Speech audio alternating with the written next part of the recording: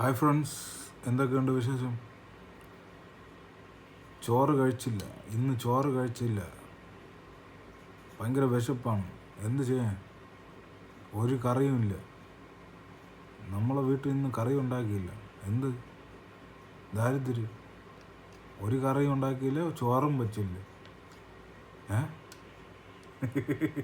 ചുമ്മാ അറിഞ്ഞ് ചോറൊക്കെ ഉണ്ട്, കറിയും ഉണ്ട്, വെള്ളത്തിന് വെള്ളവും ഉണ്ട്. പക്ഷേ ഒരു കാര്യമില്ല, വൈകുന്നേരം ചായ ഇടാൻ പാലില്ല. അതുകൊണ്ട് ഞാൻ പാൽ ഇന്നലെ എടുത്ത് കുടിച്ചു